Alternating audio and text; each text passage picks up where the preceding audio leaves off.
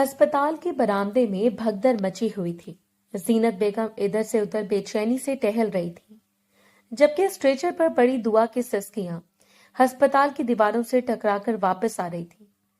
उसका सफेद दुपट्टा खून के धब्बों और मिट्टी से अटा हुआ था और चेहरा किसी मुरझाए हुए फूल की तरह जर्द पड़ चुका था। लेडी डॉक्टर आयशा तेज कदमों से वार्ड से बाहर निकली और स्ट्रेचर के पास आकर रुके।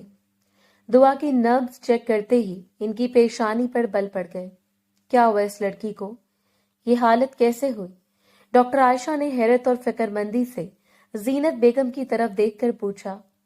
जीनत बेगम ने पहले तो इधर उधर देखा, फिर बड़ी बेहिसी से बोली, वो डॉक्टर साहिबा, इसकी शादी नहीं हुई थी और बस वो कुछ मसला हो गया था।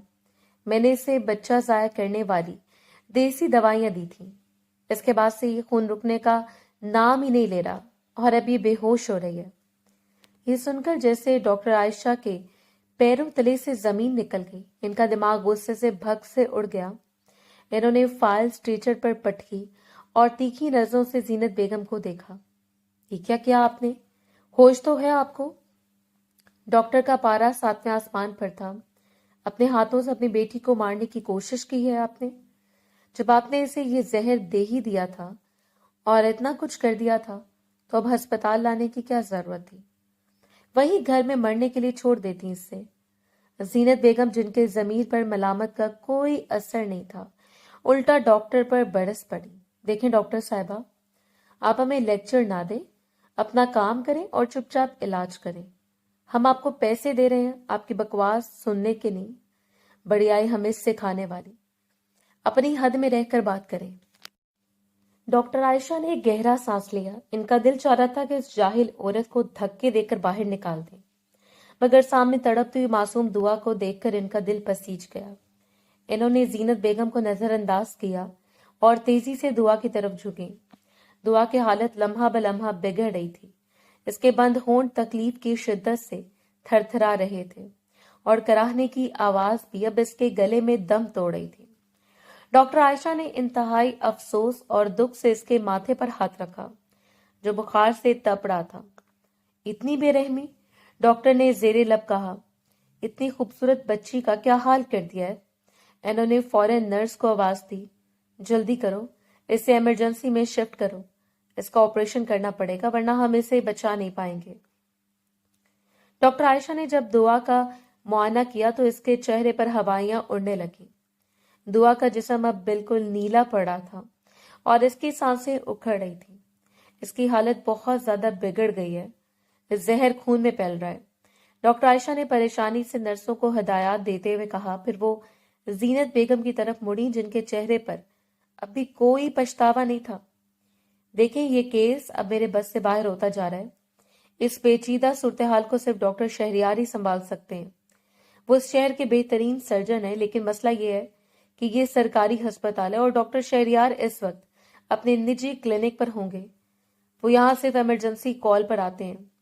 डॉक्टर आयशा ने गुस्से और बेजारी से कहा। जीनत बेगम, जो जाहिल होने के साथ साथ जिद्दी भी थी, तड़क कर बोली, तो बुलाएं इसे, मैं खुद इस डॉक्टर के पास चली जाती हूँ।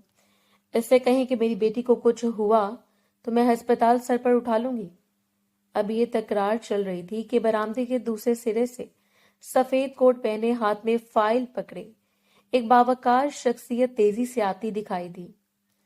ये डॉक्टर शहरियार ही थे, जो इत्तेफाक से अपने किसी पुराने मरीज का हाल जानने के लिए वार्ड की तरफ जा रहे थे। जीनत बेगम ने जैसे इन्हें देखा, वो दौड़कर इनके सामने खड़ी हो गई और बदतमीजी से इनका रास्ता रोका।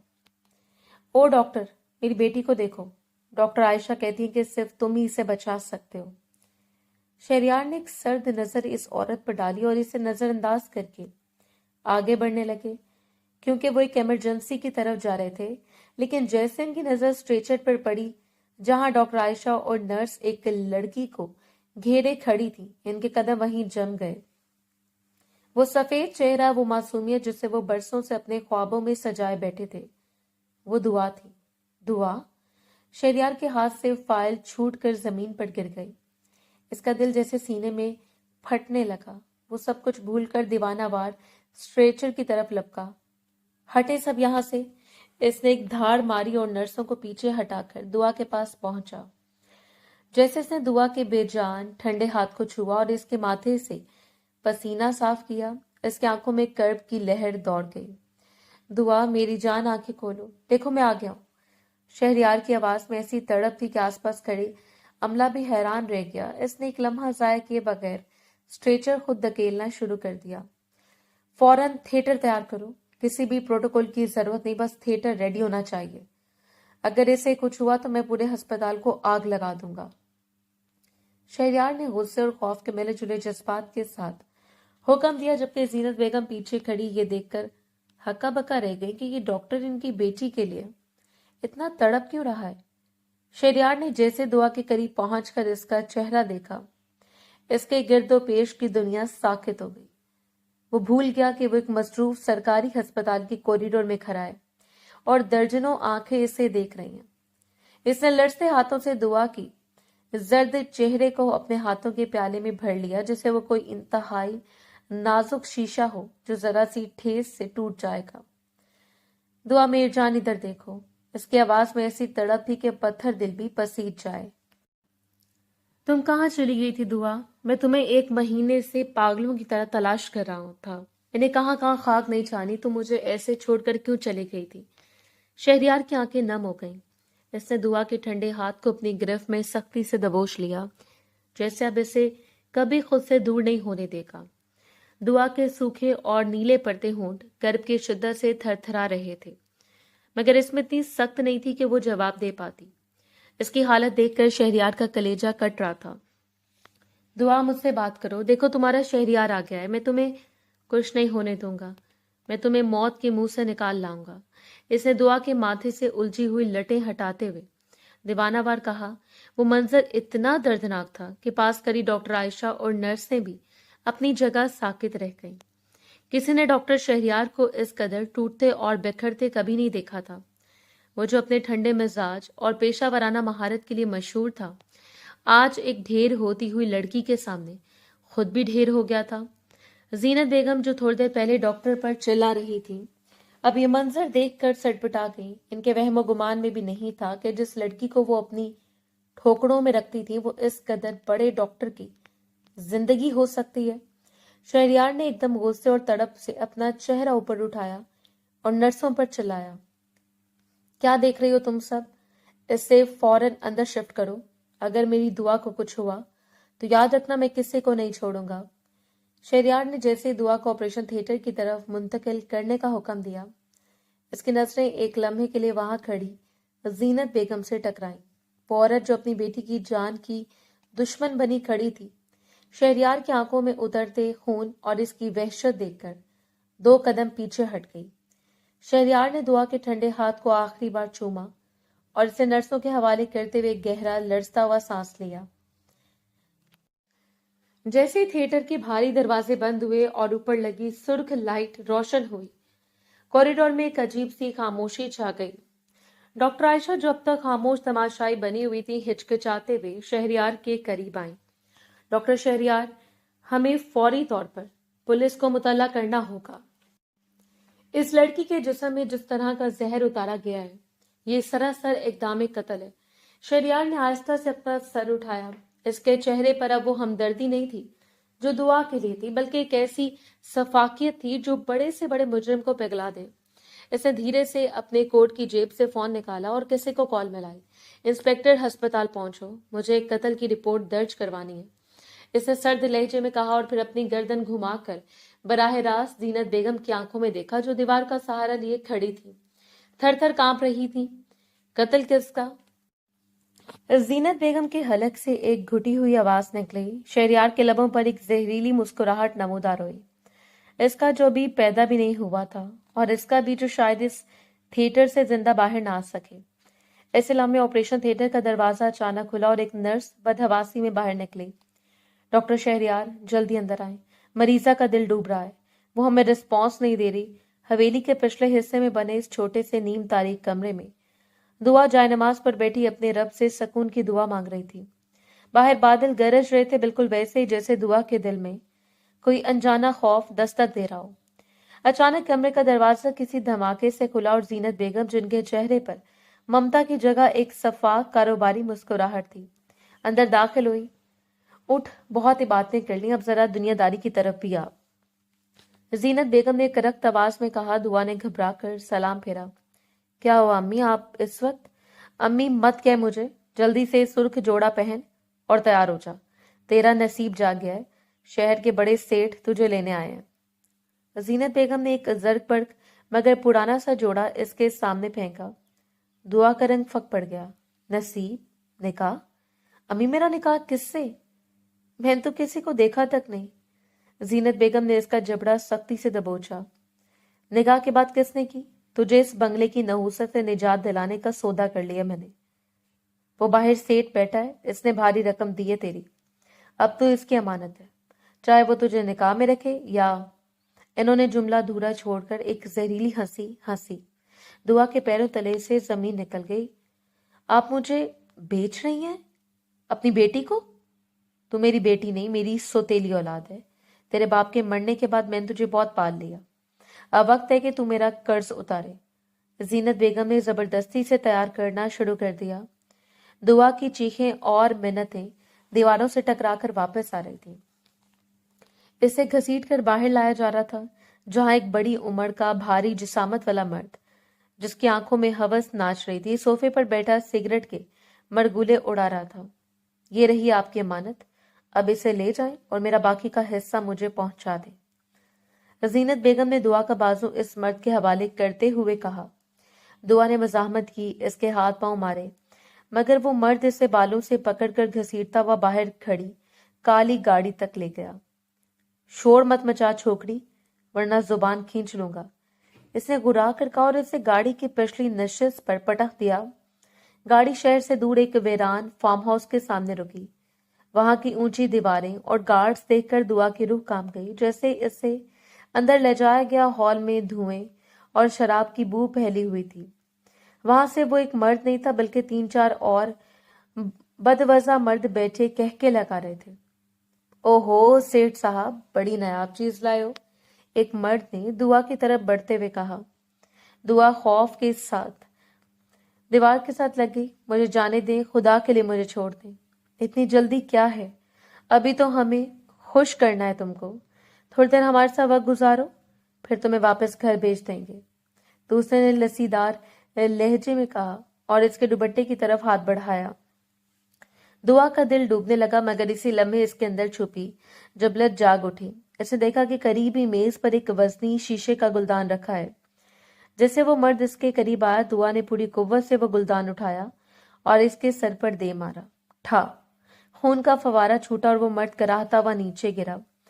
बाकी मर्द हक्का बक्का रह गए। इससे पहले कि वो इसे पकड़ते, दुआ ने पास पड़ा एक लंबा चाकू उठाया जो फलों के लिए रखा था और दीवानावार इसे हवा में लहराने लगी।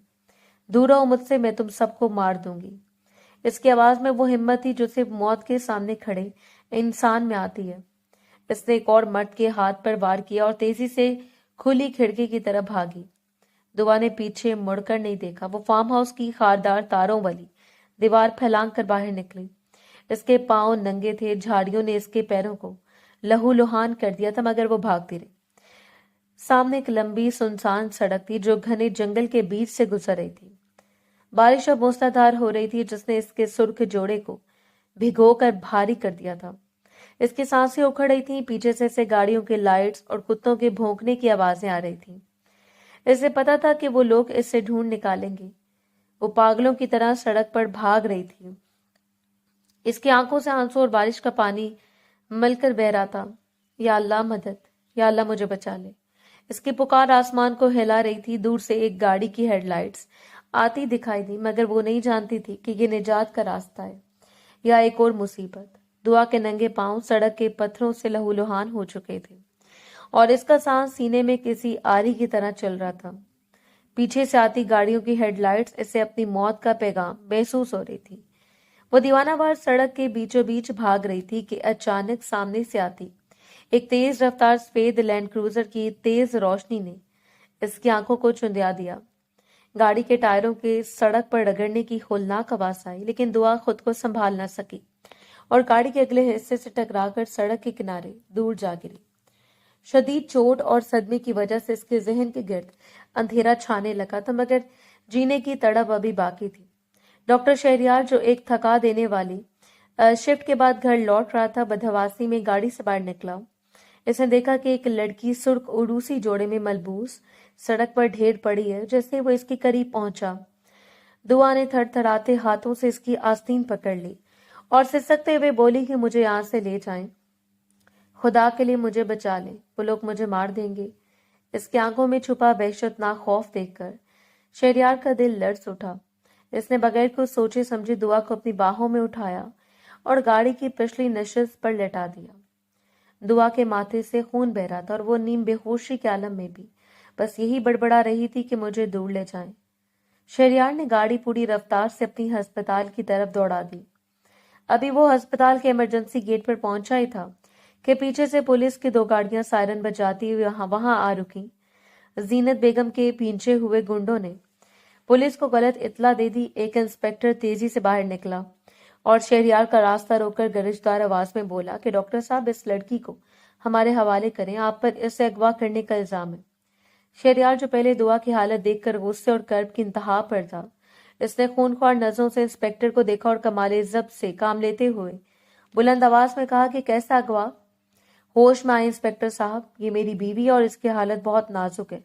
अगर इसके इलाज में 1 मिनट की भी ताखिर हुई तो मैं आप सबको अदालत में घसीट लूंगा।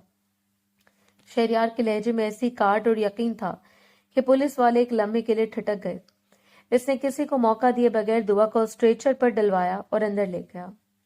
अस्पताल में मौजूद इसके साथी डॉक्टर्स और दोस्त नर्सें ये मंजर देखकर हैरान रह गई। एक लेडी डॉक्टर जो शहरयार की अच्छी दोस्त थी, इसने दुआ का मुआयना करने के बाद इसे एक तरफ ले जाकर दबी आवाज में कहा कि शहरयार, ये लड़की जिस्मानी से ज्यादा ज़हनी तौर पर टूटी हुई लग रही है। इसकी आंखों में जो डर है वो इसे यहाँ अस्पताल के हजूम में ठीक नहीं होने देगा। यहाँ पुलिस का भी आना जाना रहेगा और मीडिया भी पहुंच सकता है। मेरी मानो तो इसे भी यहाँ से निकाल कर अपनी प्राइवेट फ्लैट पर शिफ्ट कर दो, जहाँ ये महफूज रह सके और तुम सुकून से इसका इलाज कर सको। शहरयार को यह मशवरा दुरुस्त लगा, क्योंकि वो जानता था कि बाहर खड़े दरिंदे अभी हारे नहीं हैं। इसने खामोशी से तमाम जरूरी अद्वियात और फर्स्ट एड का सामान लिया और रात के पिछले पहर दुआ को अपनी चादर में छुपाकर पिछले रास्ते से निकाला और अपनी इस खुफिया फ्लैट की तरफ रवाना हो गया, जिसका इल्म इसके सिवा किसी को नहीं था। दुआ इस वक्त भी गहरी नींद में डुबकियां खा रही थी, मगर इसका हाथ अब भी शहरयार की कमीज को मजबूती से थामे हुए था, जिससे इसे यकीन हो गया हो कि इस तूफान में यही इसका साहिल है। फ्लैट की मध्यम रोशनी में दुआ सोफे के एक कोने में सिमटी हुई थी। इसकी आंखों की दहशत अभी तक कम नहीं हुई थी और वो हर आहट पर लर्ज जाती थी। शहरयार ने जब इसे पानी का ग्लास पेश करना चाहा तो वो खौफ से पीछे हट गई। इसकी वहशत ज़दा नजरें शहरयार को एक अनजाना खतरा समझ रही थी, हालांकि यही वो शख्स था जिसने इसे मौत के चुंगल से निकाला था। शहरयार इसकी बेबसी देखकर तड़प उठा। इसे याद आया कि वही दुआ है जिसे इसने चंद माह पहले अस्पताल की राहदारियों में अपने बूढ़े बाप का हाथ थामे देखा था। इस वक्त इसकी आंखों में जो हया और मासूमियत थी, इसने पहली नजर में शहरयार के दिल में घर कर लिया था। वो घंटों इसके जाने के बाद भी इसके चेहरे के सहर में खोया रहता था, लेकिन आज इस हाल में इसे देखकर इसका जी चाह रहा था कि वो इन तमाम लोगों को मिटा दे जिन्होंने इस फूल जैसी लड़की को मुरझा दिया था। शहरयार जानता था कि इसे कानूनी और समाजी तहफ्फुज़ देने का वाहिद रास्ता निकाह है। इसने फौरन अपने एक करीबी दोस्त को फोन किया और एक मोतबर मौलवी का बंदोबस्त करने को कहा। जब वो लोग वहां पहुंचे तो दुआ के हाथ पांव ठंडे हो रहे थे। वो खामोशी से आंसू बहा रहे थे, लेकिन शहरयार ने इसके करीब बैठकर निहायत नरमी और मोहब्बत से इसका हाथ थामा और कहा कि दुआ, मैं तुम्हें वो सब कुछ देना चाहता हूँ जो तुमसे छीन लिया गया है। मैं तुम्हें अपनी इज्जत बनाना चाहता हूँ ताकि कल कोई तुम पर उंगली ना उठा सके। निकाह के बोल जब फिजा में गूंजे और दुआ ने लड़सी आवाज में कबूले कहा तो शहरयार को महसूस हुआ जैसे अब इससे कायनात की सबसे बड़ी दौलत मिल गई हो। निकाह के बाद जब वो सब रुखसत हो गए और कमरे में सिर्फ वो दोनों रह गए तो शहरयार की नजरें दुआ के इस मासूम और हसीन चेहरे पर जम गईं, जो आंसुओं से भीगा होने के बावजूद चौदहवीं के चांद की तरह दमक रहा था। इसकी खूबसूरती और इस वक्त अपने उरूज पर थी। बिखरे हुए बाल और सुर्ख रूसी जोड़ा इसे किसी परिस्तान की शहजादी बना रहा था। शहरयार का बस नहीं चल रहा था कि वो इसे अपनी पनाह में ले ले। इसने धीरे से आगे बढ़कर इसे अपनी बाहों के हिसार में भर लिया। दुआ ने घबराकर सर उठाया तो शहरयार की आंखों में तड़प और वालेहाना मोहब्बत देखकर इसका सारा डर जैसे पिघलने लगा। शहरयार ने इसके माथे पर अपने लब रखते हुए खामोशी से यह अहद किया कि अब इसकी आंख से एक भी आंसू गिरा तो वो इससे अपनी जान पर ले लेगा। वो इसे अपनी बेपनाह प्यार और तवज्जो देना चाहता था ताकि वो इन तल्ख यादों को भूलकर सिर्फ इसकी मोहब्बत के शहर में खो जाए। शहरयार ने जब दुआ को अपनी जानिब खींचा तो वो हल्की सी मज़ाहमत के बाद सीधी इसके मजबूत आगोश में आ गिरी। इसका छोटा सा वजूद शहरयार के चौड़े सीने के सामने इंतहाई नाजुक लग रहा था। शहरयार ने इसके लड़ते हुए कंधों पर गिरफ्त मजबूत की और सरगोशी में बोला, दुआ, तुम्हें अंदाजा नहीं है कि मैंने तुम्हें पाने के लिए कितनी दुआएं मांगी हैं। मैं तुम्हें पागलों की तरह तलाश करता रहा हूं, मगर मुझे जरा भी गुमान नहीं था कि किस्मत यूं तुम्हें खुद चलकर मेरे पास ले आएगी।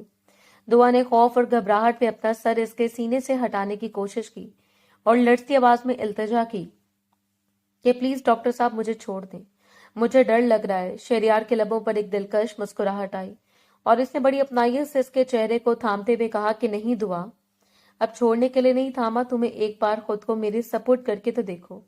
तुम्हें मेरी मोहब्बत में वो सुकून मिलेगा जो तुमने कभी ख्वाब में भी नहीं सोचा होगा।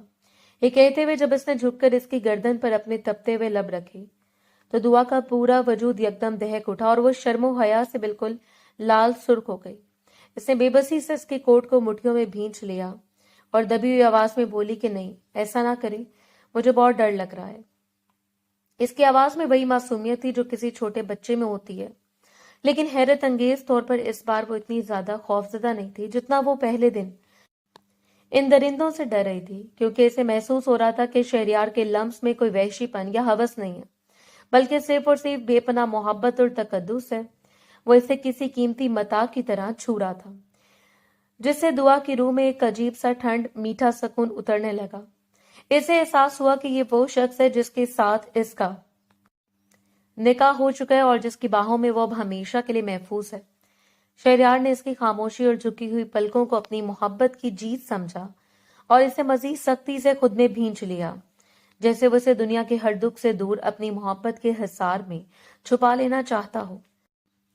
कमरे की मदम रोशनी को एक झटके से गुल करते हुए शहरयार ने इसे अपने हिसार में कुछ और करीब कर लिया। अब सिर्फ खिड़की से छिनती चांदनी की हल्की सी लकीर इनके दरमियान हायल थी। शहरयार ने झुककर इसके लड़ते हुए कंधे पर अपने तपते हुए लब रखे और धीरे धीरे नीचे की जानिब बढ़ने लगा। दुआ का पूरा वजूद एक अनजानी सनसनी से भर गया था। जब शहरयार ने इसके सीने की बेतरतीब धड़कनों को अपने कुर्ब से महसूस किया तो ऐसा लगा जैसे दुआ का दिल इसकी मुट्ठी में धड़क रहा हो। इसने एक पल के लिए रुककर दुआ के चेहरे की सिमत देखा, जिसने शिद्दत जज्बात और हया से अपनी आंखें सख्ती से मींच ली थी। इसके चेहरे पर खौफ की जगह अब एक अजीब सी सपुर्दगी नुमाया हो रही थी। दुआ कभी घबराकर अपनी उंगलियां शहरयार के घने बालों में दबोच लेती ताकि इसे खुद से दूर धकेल सके, मगर इसके लम्स की सहर अंगेजी ऐसी थी कि अगले ही लम्हे इसके हाथ खुद ब खुद ढीले पड़ जाते। जब शहरयार ने अपनी मोहब्बत की तमाम तर तपिश इस पर निछावर करना शुरू की तो दुआ ने एक गहरा सांस लेते हुए अपनी पलकें मजीद भींच लीं, जैसे वो इस लम्हे के तकद्दुस और सकून को अपनी रूह में उतार लेना चाहती हो। इसे एहसास हो रहा था कि वो अब तन्हा नहीं है, बल्कि कैसी पनाहगाह में है जहां इसे कोई दुख छू कर भी नहीं गुजर सकता। शहरयार की वालेहाना मोहब्बत ने इसके तमाम जख्मों पर मरहम रख दिया था और वो बेख्तियार इसके लम्स के जादू में खोती चली गई। कमरे की फिजा में फैली खामोशी और अंधेरा इनके दरमियान हायल आखिरी दीवार को भी गिरा चुका था। शहरयार ने तमाम फासले मिटाते हुए इसे अपनी पनाह में ले लिया और जब इसने अपनी मोहब्बत की तमाम तर तपिश दुआ पर निछावर करना शुरू की तो दुआ को एक लम्हे के लिए हल्की सी तकलीफ का एहसास हुआ, मगर जल्द ही शहरयार के लम्स की नरमी और इसकी वालेहाना अपनाइयत ने इस दर्द को एक अजीबो गरीब सुकून में बदल दिया। इसे महसूस हो रहा था जैसे बरसों की थकन और खौफ इससे एक रात की मोहब्बत में पिघल कर बह गई हो। जब अगली सुबह सूरज की पहली किरण ने खिड़की के पर्दों से झांक कर कमरे में कदम रखा तो दुआ की आंख खुली। इसने खुद को शहरयार की सफेद कमीज में मलबूस पाया, जो इसके नाजुक वजूद पर काफी बड़ी लग रही थी। जैसे इसे गुजरी रात के लम्हा शहरयार की बेबाकियां और इसका टूटकर चाहना याद आया तो इसका पूरा चेहरा शर्मो हया से तिमतमा उठा और बिल्कुल लाल सुर्ख हो गया। इसने आईने में अपना अक्स देखा तो इसकी गर्दन पर शहरयार की मोहब्बत के हल्के हल्के निशानात बने हुए थे। इसने लड़ती उंगलियों से इन निशानात को छुआ तो उसके लबों पर एक शर्मीली और दिलकश मुस्कुराहट रक्स करने लगी। इसे यकीन नहीं आ रहा था कि इसकी उजड़ी हुई किस्मत इतनी जल्दी संवर जाएगी। वो भी इन्हीं सोचों में थी कि शहरयार की आंख खुल गई और इसने बिस्तर पर नीम दराज होकर मुस्कुराते हुए दुआ को देखा तो दुआ हड़बड़ाकर बाथरूम की तरफ भाग खड़ी हुई। थोड़ी देर बाद जब शॉवर लेकर बाहर आई तो इसके गीले बाल इसके शानों पर बिखरे हुए थे और वो अभी तक शहरयार की कमीज में मुकीद थी, क्योंकि इसको पास पहनने को और कुछ नहीं था। शहरयार ने मौका पाते इसे दोबारा पीछे से अपनी मजबूत बाहों के हिस्सार में भर लिया। दुआ ने घबराकर इसे पीछे धकेलने की कोशिश की और शर्माते हुए बोली कि प्लीज अब तो मुझसे दूर रहें डॉक्टर साहब। शहरयार ने इसके गीले बालों से उठने वाली भीनी भीनी खुशबू को अपने अंदर उतारा और शरारत से बोला कि क्यों, क्या अब तक तुम्हें मुझसे मोहब्बत नहीं हुई? मैंने तो अपना आप तुम पर निछावर कर दिया था और मुझे लगा था कि अब तक तुम भी मेरी दीवानी हो चुकी होगी। फिर इसने झुककर इसके कान में कोई ऐसी बात कही कि दुआ का रंग मजीद गहरा हो गया और वो शर्म से दोहरी होने लगी। इसने अपना सर झुकाकर दबी आवाज में कहा कि मुझे वापस जाना है। ये सुनकर शहरयार की गिरफ्त कुछ और मजबूत हो गई और इसने संजीदगी से कहा कि कहाँ वापस जाना है? जहां से तुम्हें लेकर आया था। मैं तुम्हें अब कभी भी वहां वापस नहीं जाने दूंगा। मुझे तुम्हारे बारे में और इन दरिंदों के बारे में सब मालूम हो चुका है, इसलिए अब तुम सिर्फ और सिर्फ मेरी अमानत हो। ये कहते हुए इसने झुककर दुआ की बंद आंखों पर अपने तपते हुए लब रख दिया और इसे मजीद खींचकर अपने वजूद के करीब कर लिया, जैसे वो इसे हमेशा के लिए खुद में जज्ब कर लेना चाहता हो। कई दिन शहरयार की मोहब्बत और इसके फ्लैट के सुकून में गुजारने के बाद दुआ को लगने लगा था कि शायद इसकी जिंदगी के सारे दुख खत्म हो गए हैं। शहरयार इसे दुनिया की हर आसाइश दे रहा था और इसकी मोहब्बत में वो तपिश थी जो दुआ के पिछले तमाम जख्मों को भर रही थी। मगर तकदीर को अभी कुछ और ही मंजूर था। एक रात जब बारिश थमने का नाम नहीं ले रही थी, शहरयार ने खुशगवार मूड में दुआ के साथ एक मजाक किया और इसे डराने के लिए शहरयार से कोई ऐसी बात कह दी जो दुआ के माजी के जख्मों पर नमक की तरह लगी। वो मासूम ये समझ न सकी कि महज एक मजाक है और इसके ज़हन में वही फार्म हाउस वाले दरिंदों का खौफ दोबारा नाचने लगा। इसका ब्लड प्रेशर यकदम गिरा और वो हजियानी कैफियत में आ गई।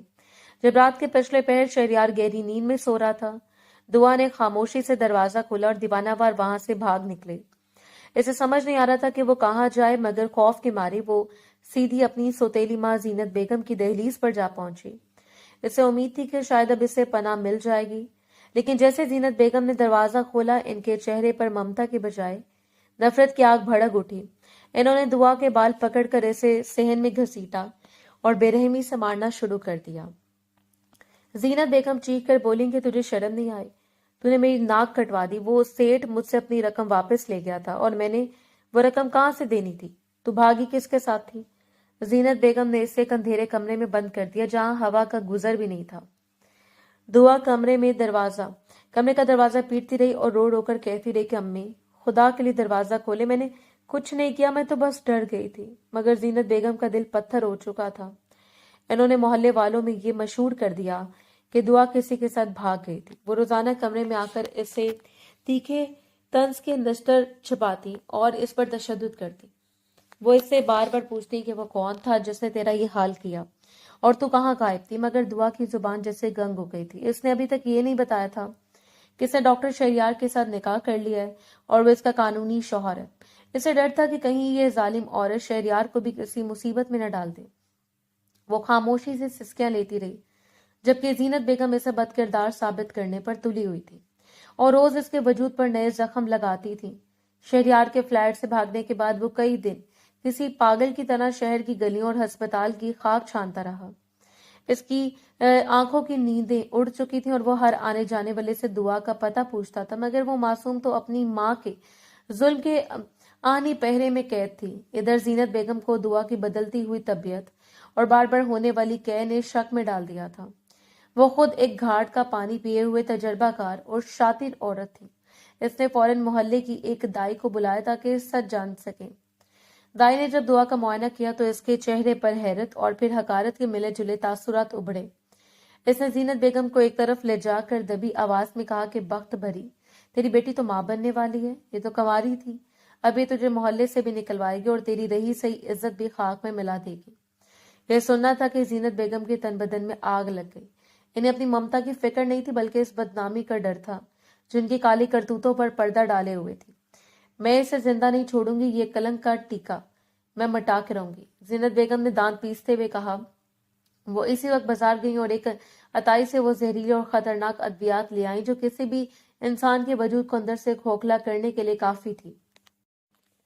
इन्होंने जबरदस्ती दुआ का मुंह खोलकर वो कड़वा जहर इसके हलक में उतार दिया। दुआ तड़पती रही, मिन्नतें करती रही कि अम्मी, ये मेरी जान ले लेगा, मुझे माफ कर दें। मगर जीनत बेगम का दिल पत्थर से भी ज्यादा सख्त हो चुका था। कुछ ही देर गुजरी थी कि दुआ का पूरा जिस्म नीले निशानात से भर गया और इसे शदीद तरीन दर्द की लहरें उठने लगी। इसकी हालत इतनी बिगड़ गई कि वो फर्श पर पड़ी मछली की तरह तड़पने लगी और इसका सांस उखड़ने लगा। जीनत बेगम को जब लगा कि अब ये लड़की इनके घर की दहलीज पर ही दम तोड़ देगी और पुलिस का फंदा इनके गले में आएगा, तो वो बदहवासी में से लेकर इसी सरकारी अस्पताल की तरफ भागी जहां कुदरत ने पहले ही डॉक्टर शहरयार को एक मसीहा बनाकर खड़ा कर रखा था। वहीं से वो होलनाक मंजर शुरू हुआ जहां अस्पताल के कॉरिडोर में डॉक्टर आयशा ने जीनत बेगम की बदतमीजी और दुआ की हालत देखकर डॉक्टर शहरयार को बुलाया था। जब शहरयार ने स्ट्रेचर पर पड़ी इस मौत और जिंदगी की कश्मकश में मुब्तला लड़की को देखा तो इसे लगा जैसे इसकी अपनी रूह जिस्म से निकल गई हो। वो दुआ जिसे वो अपनी पलकों पर बिठा कर रखना चाहता था, आज अपनी ही माँ के हाथों दिए गए जहर की वजह से मौत के दहाने पर खड़ी थी और शहरयार की आंखों में उतरता हुआ खून इस बात का सबूत था कि वो अब किसी मुजरिम को जिंदा नहीं छोड़ेगा। शहरयार के गेज़ो गजब का रुख अब मुकम्मल तौर पर जीनत बेगम की तरफ था। इसने थाने फोन करके इंस्पेक्टर को तमाम सूरत हाल बताई और जब पुलिस ने अस्पताल पहुंचकर जीनत बेगम को हिरासत में लिया और सख्ती से तफ्तीश की तो एक ऐसा घिनौना सच सामने आया जिसने सबके रोंगटे खड़े कर दिए। पता चला कि जीनत बेगम और वो दाई महज मोहल्ले की औरतें नहीं थी, बल्कि एक बैनुल-अक़वामी गैंग का हिस्सा थी जो मासूम लड़कियों को वरगलाकर या जबरदस्ती अगवा करके ऊंचे दामों फरोख्त करती थी। जीनत बेगम की सफाकियत की इंतहा ये थी कि इसने अपनी सौतेली बेटी दुआ को भी महज चंद रुपयों की खातिर दरिंदों के हवाले कर दिया था। दूसरी तरफ ऑपरेशन थिएटर के बाहर शहरयार की हालत किसी जिंदा लाश जैसी थी। वो मुसलसल दुआ की जिंदगी और अपने इस नन्हे से वजूद के लिए दुआ गो था जो भी दुनिया में कदम रखने से पहले ही मौत के साए में घिर गया था। डॉक्टर आयशा और इनकी टीम ने कई घंटों की जानलेवा जद्दोजहद की। जहर दुआ के पूरे जिस्म में फैल चुका था, मगर डॉक्टरों की महारत और शहरयार की सच्ची मोहब्बत ने करिश्मा कर दिखाया। दुआ की नब्ज जो डूब रही थी एकदम मुस्तहकम होना शुरू हो गई और मौजूदा तौर पर इसके पेट में मौजूद शहरयार का बच्चा भी इस होलनाक वार से महफूज रहा। जब ऑपरेशन के बाद दुआ को आईसीयू में मुंतकिल किया गया तो शहरयार बोझल कदमों और कांपते हाथों के साथ अंदर दाखिल हुआ। वहां सफेद बिस्तर पर पड़ी दुआ किसी मुरझाए हुए सफेद गुलाब की तरह लग रही थी। इसका चेहरा बेजान था और आंखें बंद थी, मगर जैसे ही शहरयार ने इसके करीब जाकर इसका हाथ थामा, दुआ की पलकें हल्की सी लर्जी। इसने आहिस्ता से अपनी आंखें खोली तो सामने शहरयार को पाया। इसकी नजरों में वो पुराना खौफ और सदमा अब भी बसा हुआ था। वो बहुत ज्यादा सहमी हुई और डरी हुई लग रही थी, जैसे इसे अभी तक यकीन आ रहा हो कि वो इन दरिंदों और अपनी जालिम मां के चुंगल से निकल चुकी है। दुआ, शहरयार की आवाज रंध गई। इसने झुककर इसके माथे पर बोसा दिया और धीमे लहजे में कहा, डरो मत मेरी जान, अब कोई तुम्हें मुझसे दूर नहीं कर सकता। तुम्हारी वो जालिम माँ और इसका सारा गैंग अब सलाखों के पीछे है। तुम अब हमेशा के लिए मेरे पास अपने घर में महफूज हो। दुआ ने लड़ते हुए लबों से कुछ कहने की कोशिश की, मगर इसकी आंखों से आंसू टूटकर तकिए में जज्ब होने लगे। शहरयार ने इसे अपने मजबूत बाजों के हिसार में भर लिया। इसका सर अपने सीने पर रखा जहां दुआ को अपनी जिंदगी की सबसे पुरसकून और महफूज धड़कन सुनाई देने लगी। इसे एहसास हुआ कि इस अंधेरी रात के बाद बिलाखिर इसकी जिंदगी में शहरयार की मोहब्बत का सूरज तुलू हो चुका है और वो नन्हा वजूद जो इसके अंदर सांस ले रहा था, इनकी मोहब्बत की वो जीत थी जिसे कोई जहर नहीं मिटा सकता था। शहरयार ने जैसे ही थोड़ा झुककर दुआ के चेहरे के करीब होना चाहा, दुआ का पूरा वजूद एकदम से लर्ज उठा और इसने बदहवासी में खुद को पीछे खींचते हुए बेड के दूसरे कोने में समेट लिया। इसकी आंखों में वो वहशत थी और वो हसियानी अंदाज में सर हिलाते हुए चिल्लाई, नहीं नहीं, दूर रहे मुझसे। आप भी मेरे साथ वही सब करेंगे, मुझे पता है। आप भी मुझे किसी के हाथ बेच देंगे। खुदा के लिए मुझसे दूर रहे, मुझे मारे मत। शहरयार का दिल दुआ की ये बातें सुनकर जैसे कट कर रह गया। वो इसी जगह मुंजमद हो गया। इसकी आंखों में नमी तैरने लगी। दुआ मेरी जान, मेरी बात सुने। मैं आपका शहरियार हूँ। ये हमारा बच्चा है जो आपके अंदर सांस ले रहा है। मैं आपको कभी कुछ नहीं कहूंगा, कोई तकलीफ नहीं दूंगा। रिलैक्स हो जाएं, इधर मेरे पास आए। इसने इंतहाई नरमी से अपना हाथ आगे बढ़ाया, मगर दुआ ने चीख कर अपना चेहरा दोनों हाथों में छुपा लिया। इस इला में डॉक्टर आयशा तेजी से कमरे में दाखिल हुई और सूरत हाल की नजाकत को भांपते हुए शहरियार के कंधे पर हाथ रखा। डॉक्टर शहरियार, प्लीज आप अभी बाहर जाएं। इस वक्त आपका कुर्ब इसे मजीद खौफजदा कराए। मैं इसे देखती हूँ, इसे थोड़ा पुरसकून होने दें। डॉक्टर आयशा ने इसे वहां से बाहर भेज दिया। शहरियार के जाने के बाद डॉक्टर आयशा ने दुआ के सर पर हाथ रखा और इसे सहारा देकर बिठाया। दुआ मेरी बात सुनो, वो शख्स जो अभी यहाँ था वो तुमसे बहुत ज्यादा मोहब्बत करता है। तुम्हें अंदाजा भी नहीं है कि जब तुम गायब थी तो वो किस तरह पागलों की तरह तुम्हें ढूंढता रहा। वो एक मसीहा है दुआ, वो तुम्हें बेचने वाला नहीं बल्कि तुम्हें जिंदगी देने वाला है। डॉक्टर आयशा ने इसे दिलासा दिया। दुआ ने रोते हुए डॉक्टर आयशा के सीने में अपना सर छुपा लिया और सिसकियां लेते हुए बोली, डॉक्टर साहिबा, मुझे डर लगता है, मुझे बहुत ज्यादा डर लगता है। मुझे लगता है कि ये सब सच नहीं है, ये भी मुझे मार देंगे, ये भी मुझे किसी अमीर मर्द को बेच देंगे। मेरी माँ ने मेरे साथ जो किया, इसके बाद मैं किसी पर यकीन कैसे करूं। इसकी आवाज में मौजूद कर्द ने डॉक्टर आयशा की आंखों को भी नम कर दिया। डॉक्टर आयशा ने इसे प्यार से थपथपाया और बोली, कोई तुम्हें कुछ नहीं कहेगा दुआ, तुम अब बिल्कुल महफूज हो। वो शख्स तुम्हारा शौहर है, इसने तुम्हारे लिए दुनिया से जंग लड़ी और तुम्हारी माँ अब कभी वापस नहीं आएगी। इसे अपने अंदर पलने वाली इस नन्ही जान के लिए हिम्मत करो। वो तुम्हारी और शहरियार की मोहब्बत की निशानी है। इसे तुम्हारे डर की नहीं बल्कि तुम्हारी हिम्मत की जरूरत है। दुआ आहिस्ता आहिस्ता डॉक्टर आयशा की बातों से पुरसकून होने लगी, मगर इसके लाशऊरी में छुपा वो खौफ अब भी इसे बार बार चौंका रहा था। अस्पताल की तल्ख यादों और खौफ के मुहीब सायों को पीछे छोड़ते हुए शहरियार बिलाखिर दुआ को अपने इस बड़े और पुरवकार घर में ले आया जहां मोहब्बतों के चिराग जल रहे थे। दुआ के कदम जब पहली बार इस घर की दहलीज पर पड़े तो इसके दिल की धड़कनें तेज थी। ऐसे डर था कि शायद यहां भी इसे हकारत या नफरत का सामना करना पड़ेगा, मगर मंजर बिल्कुल इसके बरक्स था। शहरियार की मां ने जैसे ही अपनी इस मासूम बहू को देखा, इसकी ममता तड़प उठी। इन्होंने आगे बढ़कर दुआ को गले से लगा लिया और ढेरों दुआएं दी। इनकी खुशी की कोई इंतहा नहीं थी क्योंकि इनके बड़े बेटों की शादियों को कई साल गुजर चुके थे, मगर अभी तक घर के आंगन में किसी नन्हे कदम की चाप सुनाई नहीं दी थी। जब पूरे खानदान को ये मालूम हुआ कि दुआ के बतन में शहरियार का बच्चा परवरिश पा रहा है और वो इस घर की पहली खुशखबरी लाने वाली है, तो जैसे पूरे घर में ईद का समा हो गया। शहरियार के बड़े भाई और भाभियां जो बरसों से औलाद की नेमत को तरस रहे थे, दुआ की आमद पर इस कदर निहाल हुए कि इन्होंने इसे पलकों पर बिठा लिया। इसकी देवरानी और जेठानियों ने इसे किसी शहजादी जैसा प्रोटोकॉल देना शुरू कर दिया। कोई इसके लिए फल काट कर लाती तो कोई इसके पांव दुबाती। इसे बेड से उठने तक की इजाजत नहीं थी। सब यही कहते कि दुआ, तुमने इस घर को वो खुशी दी जिसका हमें बरसों से इंतजार था। अब तुम्हारे पांव जमीन पर नहीं लगने चाहिए। दुआ जो जिंदगी भर ठोकरें खाती रही थी, इसे यकीन नहीं आ रहा था कि कुदरत इसे यूं नवाजेगी। इसके चेहरे की जर्दी अब गुलाबी रंगत में बदलने लगी थी। शहरियार ने अपनी मां की ख्वाहिश पर बाकायदा तौर पर एक शानदार वलीमा और शादी की तकरीब का एहतमाम किया ताकि पूरी दुनिया को पता चल सके कि दुआ इसकी इज्जत और इसके घर की मलका है। इस दिन दुआ को सुर्ख भाड़ी जोरे में सजाकर जब स्टेज पर लाया गया तो वो वाकई किसी परिस्तान की शहजादी लग रही थी। शहरियार की नजरें इसके हसीन चेहरे से हट नहीं रही थी। वो बार बार इसका हाथ थाम कर इसे यकीन दिलाता कि अब वो हर खौफ से दूर है। इसके घर वाले दुआ के गिर्द ऐसे हसार बने हुए थे कि किसी दुश्मन का साया भी इस तक नहीं पहुंच सकता था। दुआ की आंखों में अब वो पुरानी वहशत नहीं बल्कि तशक्कुर और सुकून के आंसू थे। इसे एहसास हुआ कि अल्लाह ने इस एक जालिम माँ से छीनकर कितने शफीक और मोहब्बत करने वाले रिश्ते अता कर दिए हैं जो उसके एक मुस्कुराहट पर अपनी जान छिड़कते थे। शादी की इन पुरवकार तकरीबात और घर वालों की बेपनाह मोहब्बत के बावजूद दुआ के लाशऊर में अभी तक माजी के कुछ साए बाकी थे। यही वजह थी कि निकाह के बाद कई रातें ऐसी गुजरी जब वो बेड पर अकेली सोती और शहरियार इसकी ज़हनी हालत और सुकून का ख्याल रखते हुए खामोशी से कमरे में मौजूद सोफे पर बिस्तर जमा लेता।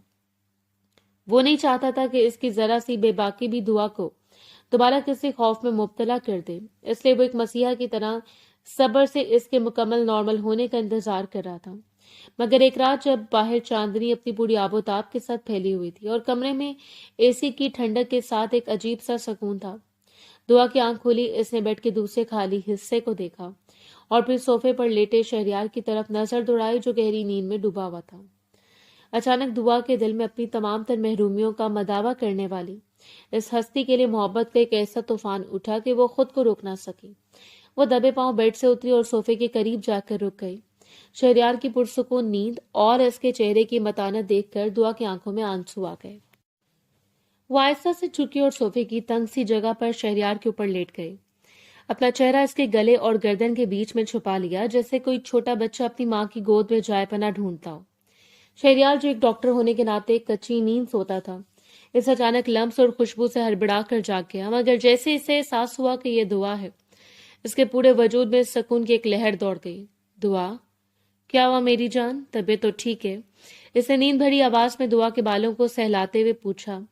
دعا نے اپنا چہرہ اس کی گردن میں مزید پیوست کر لیا اور دبی آواز میں لرزتے ہوئے بولی، مجھے اکیلے نہیں سونا، مجھے ڈر لگتا ہے، مجھے آپ کے پاس رہنا ہے۔ بالکل آپ کے ساتھ؟ شہریار اس کے لہجے میں چھپی تڑپ اور بدلا ہوا رویہ دیکھ کر حیران بھی ہوا اور خوش بھی۔ اس کے لبوں پر ایک دلکش مسکراہٹ آئی۔ اس نے شرارت سے کہا، اچھا تو پھر صوفے پر ہی سوئیں گے میرے ساتھ؟